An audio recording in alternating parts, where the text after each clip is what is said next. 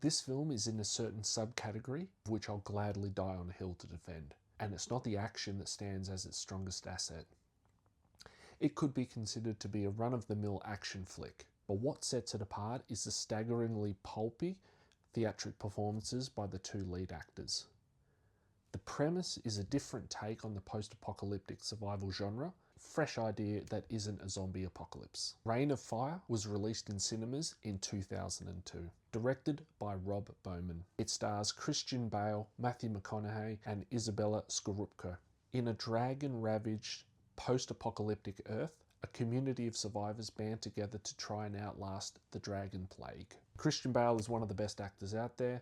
In the same year he made this, he also starred in the brilliant Matrix-esque sci-fi action movie Equilibrium. I mean, talk about exceptional acting in action movies. Choosing roles that showcase how intense of an actor he is. He can be cold and calculating as well as being really funny and charming. He's got a really easy confidence about him to deliver in any role. Reign of Fire is no exception. His character Quinn naturally embodies the blue-collar, brusque, stoic and stubborn working-class Londoner. Matthew McConaughey's character Van Zandt, who shares the screen in equal weight to Bale's character Quinn, is as big of a threat as the dragons are to Quinn. When this guy shows up, I don't know what it is about him, but he literally looks like a Viking gone rogue. His appearance has a certain feel to it, like he was given the script and just turned loose and just did whatever he wanted. He's bald-headed, he's got a short-sleeve camo vest that he wears, rides on a tank like it's his reliable steed, bearded, tatted up, scary, deranged, and very dangerous. I'm a sucker for a bit of insignificant exposition dump. A patriotic reminder by Van Zandt of American history. I'll try and do my American accent now.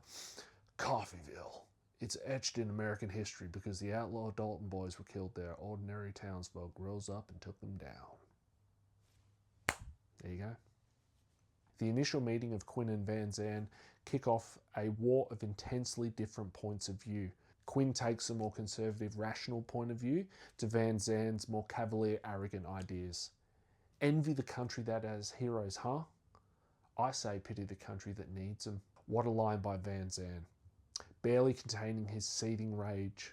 Broken speech pattern, watery eyes like he's breaking down emotionally. This is a reminder to Quinn that there is no time for celebration.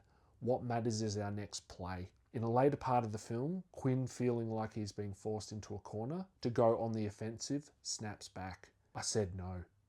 I made a mistake letting you through those gates. I saw something in your eyes. I thought it was awe. I was wrong. It's madness. You're insane and I want you out of here before you do more damage. The friction between the two reaches a boiling point. Don't come into my house and think you run the place. Oh yeah, Gerard Butler is in here too. His character Creedy perfectly breaks down the fourth wall. There's only one thing worse than a dragon. Americans. The nauseating overconfidence of the US flaunting their dominance because they've got the bigger stick, that run into a British bulldog that's stubborn, rational and measured. It's the enemy within that really sells the movie for me. The intensely personal combative performances of Bale and McConaughey, it's claustrophobic and it pits two alphas against one another in close quarters. Van Zandt isn't the villain to Quinn, but is in fact an ally. The type of guy that tells you how it is. He's right. The truth is a bitter pill to swallow, whether you want to hear it or not, and Quinn fights against a reality he won't admit to. Eden's not burning, it's burnt. I won't say anything more. The acting in this movie is pure. It was filmed in parts of Ireland, which really immerses you in a desolate, ravaged world where the sun does not shine. It's a depressing landscape. The film has a dark, bluish-grey cinematography, filmed in a location that you feel the grimness of the world, whistling winds, you've got lingering fog. It's like something has blotted out the sun and the remnants of civilization teeter on the edge of destruction. The epic soundtrack. I miss action movies that had a musical identity. I know that movie because I know those notes. It's an auditory resonance. Reign of Fire has that signature to me.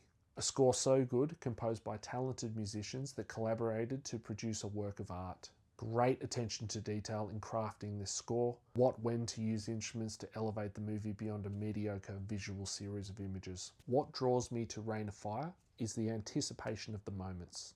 The use of instruments of Edward Shearer's truly epic score that I can refine my obsession with it down to certain seconds in a scene. I highly recommend the track meeting Van Zandt from the soundtrack, especially when the chopper arrives towards the end of the track. It's like the great uplifting horns. It's very rousing and it's simply perfection. Another truly great moment is later in the film when the chopper dives low and skirts the coastline cliffs. I'm going to guess and say that there's some trombones used in there, and it's kind of this deep, dragged out, kind of a creepy propulsion into the unknown, and it gives you that effect. It's powerful. The film overall has a militaristic music flavour, motors along with frenzied violins, and at other times stretching notes with bugles or horns, not sure specifically, where we contemplate and reflect on those that were lost. The last thing I wanted to just mention is a missed opportunity in the movie.